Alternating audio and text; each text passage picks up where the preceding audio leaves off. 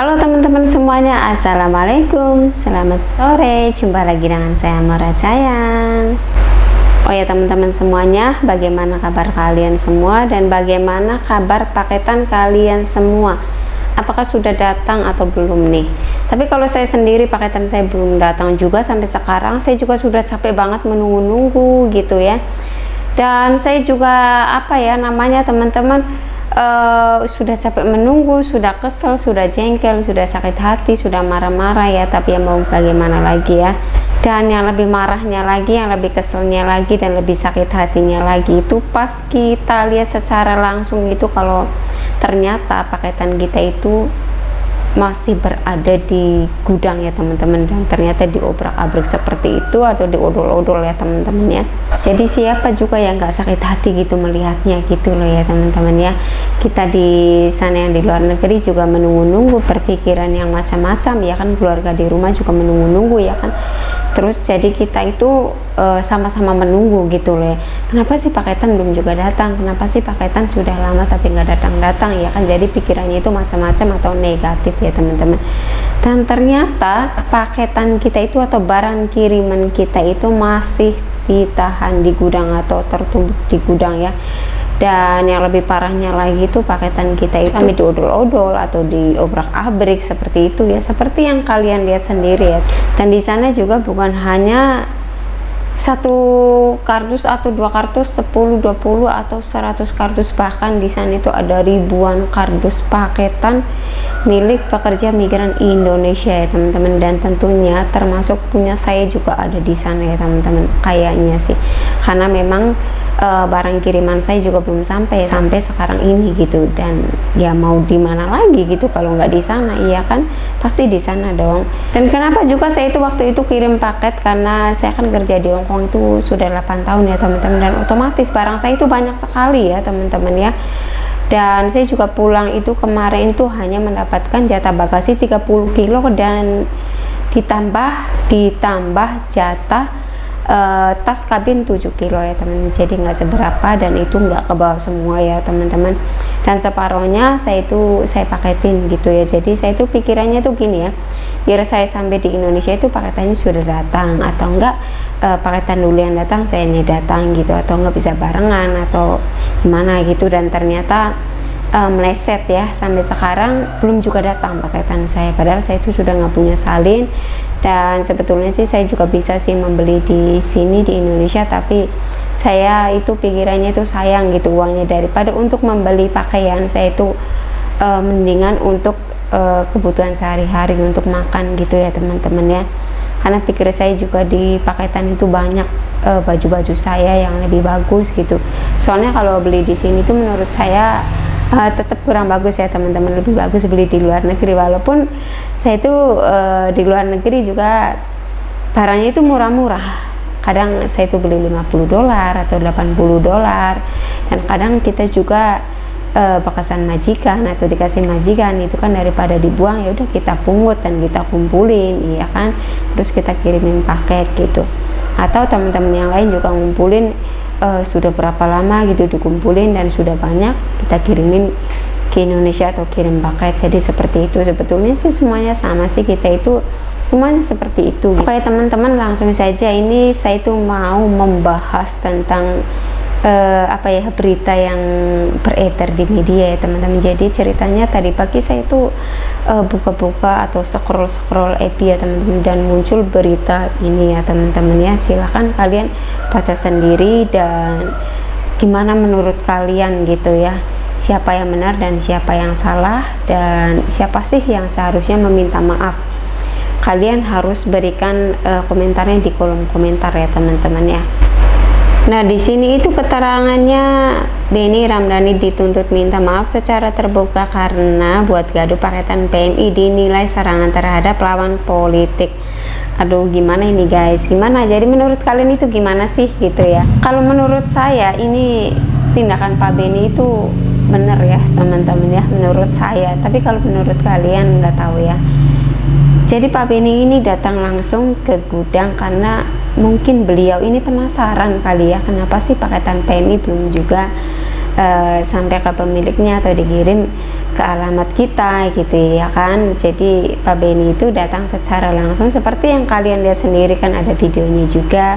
Dan ya pokoknya Pak Beni itu datang langsung ke lapangan dan kenyataannya itu terbukti ya, sudah terbukti dan itu nyata banget. Paketan kita itu atau barang kiriman kita itu menumpuk di gudang ternyata ya teman-teman, dan di situ banyak sekali yang diobrak-abrik atau diodol-odol, dan jelas membuat kita panik, sedih, marah, dan campur aduk. Pokoknya berpikiran yang macam-macam atau berpikiran yang negatif. Bukan hanya kalian saja, saya sendiri juga seperti itu, karena paketan saya sendiri juga mungkin ada di sana. Jadi saya juga ikut memberikan suaranya ya teman-teman ya, wajar dong saya memberikan suaranya ya kan. Saya sih saya pribadi sih tidak berpihak ke siapapun, tapi saya itu berpihak ke orang yang benar gitu, orang yang benar-benar mau menolong atau mendengarkan keluh kesah kita para PMI. Jadi kita itu permasalahannya di mana sih gitu ya kan, kita itu maunya bagaimana sih, dan seperti apa sih gitu ya kan. Dan di sini tuh kita itu cuman Pak Beni gitu yang mau mendengarkan keluh kesah kita gitu, yang lainnya kan mana ada gitu ya kan. Mereka itu hanya mengurusin dan mencurigai kita para PMI itu membawa barang-barang yang bagaimana sampai diobrak-abrik kayak gitu. Sedangkan pemikiran saya itu gini loh, sekarang kan zamannya sudah modern, sudah canggih gitu, ngapain sih diperiksa secara manual gitu ya kan. Toh bukannya ada pemeriksaan X-ray, dan kalau di pemeriksaan X-ray itu kan bukannya sudah terlihat dengan jelas ya, misalkan di situ ada barang yang terlarang atau barang yang tidak diizinkan masuk, iya kan. Kenapa harus diperiksa secara manual? Itu kan bikin repot dan bikin capek. Itu kan barangnya jadi amburadul kayak gitu, acak-acakan gitu ya kan. Dan nanti mau diberesin lagi juga kan bingung sendiri itu, ini barangnya milik siapa, siapanya kan pasti bingung, karena itu kan ribuan paket, bukan hanya satu kardus, dua kardus atau 10 kardus, bahkan 100 kardus, tapi itu kan ribuan paket gitu loh. Kenapa sih harus seperti itu gitu?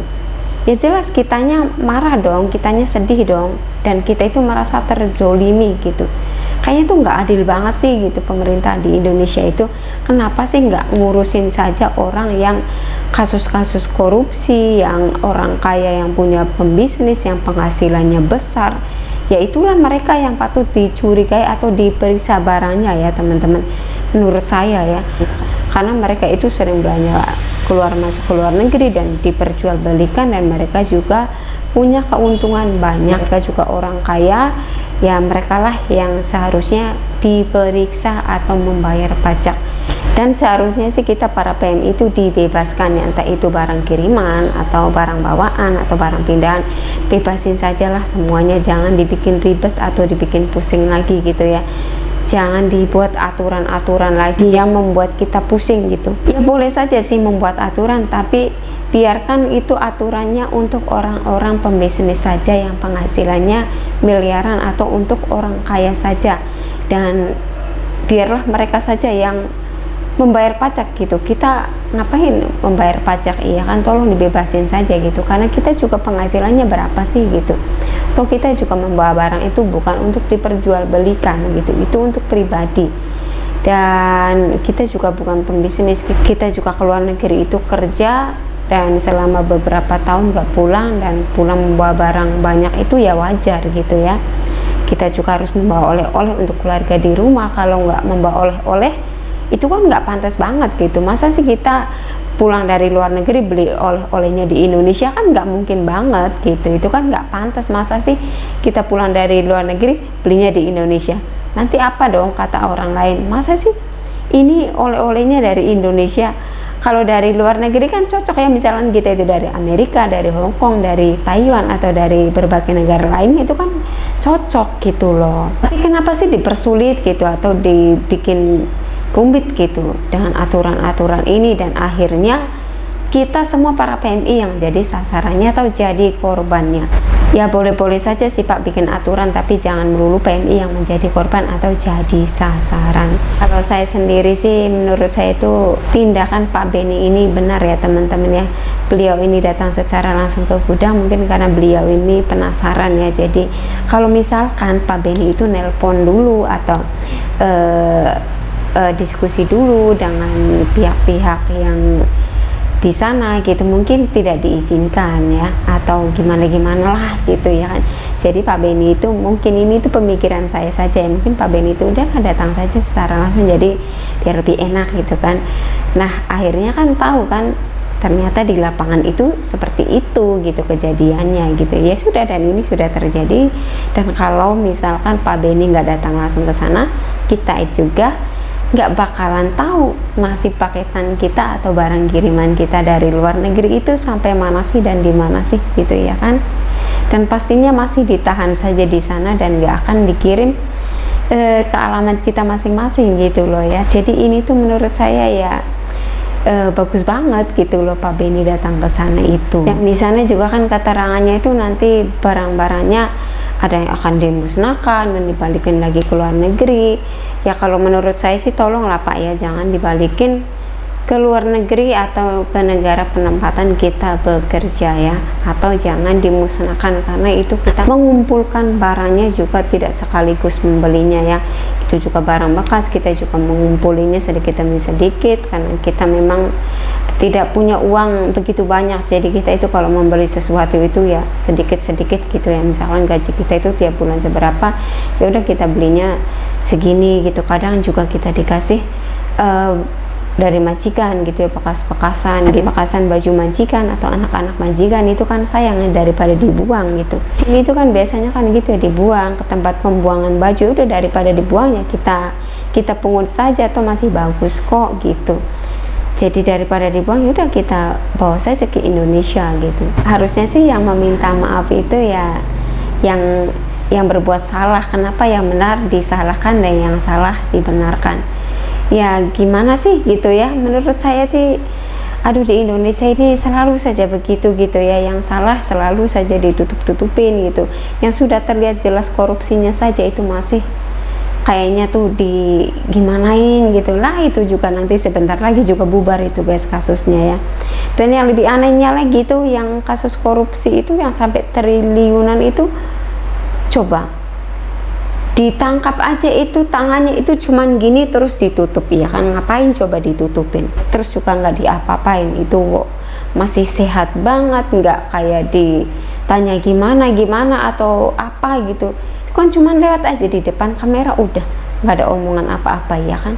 Itu gimana sih pemerintahan Indonesia gitu, sedangkan kita para PMI mengirim barang saja atau pulang saja dipersulit, semuanya dipersulit, selalu saja kita yang menjadi korban ya kan. Barang ditahan, diobrak-abrik, ini itu dan lain-lain lah, nggak tahu lah, terserah mereka lah mau apalah, udah pusing kita juga ya ininya apa sih, dengerin aturan-aturan yang membuat pusing kepala kita gitu. Nanti peraturan ini sudah ada, nanti dirubah lagi dan seterusnya, dirubah terus ya, begitulah. Dan seharusnya sih aturan-aturan seperti itu tuh bukan untuk PMI, yang lebih cocoknya ini atau lebih pantasnya peraturan seperti itu tuh untuk para pembisnis atau just tipper atau orang kaya yang suka belanja ke luar negeri ya. Mintalah pajak ke mereka dan coba periksa barang-barang mereka, ada barang apa saja dan mereka beli apa saja gitu ya kan, bukan para TKI atau PMI yang dicurigai. Jadi seperti itu. Sampai saya itu bahasnya ke korupsi ya guys, habisnya gemas saya itu. Coba guys, di kampung halaman ini, di kampung ini kalau ada misalkan kayak maling motor atau maling ayam aja di sini itu dimasa lu sampai benjol, sampai bonyok itu. Di TV-TV juga kan kayak gitu tuh. Masa sih yang triliun nggak bonyok sama sekali itu, kayaknya mukanya biasa-biasa aja dan kayaknya oke-oke aja tuh, nggak kayak diinterogasi gimana atau gimana, enggak tuh, kayaknya enak banget ya. Jadi mereka ya sudah korupsi, sudah makan uang rakyat tapi masih dapat fasilitas yang oke. Jadi ini tuh kesannya itu yang ya tetap rakyat kecil gitu yang tertindas gitu ya kan, yang miskin tetap miskin, yang kaya ya makin kaya gitu ya kan, karena memang hukum di Indonesia itu masih bisa dibeli dengan uang ya guys ya. Kalian juga tahu sendiri lah, bukan hanya saya kok ya, semuanya sudah tahu, sudah paham betul ya kan.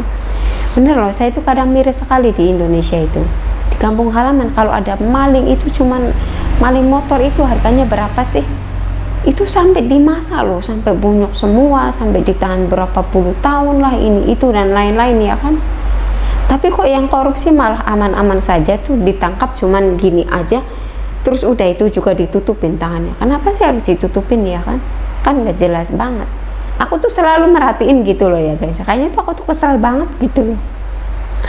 Nggak tahu tapi kalian itu kesal nggak sih? Aku tuh ikut-ikutan kesel gitu ya. Kayaknya tuh ingin memberikan suaranya gitu, ngomong ceplok gitu. Tapi gimana ya gitu. Aduh, jengkel banget gitu melihatnya gitu, gemes gitu loh ya guys ya. Tentunya kalian juga sama lah ya kan.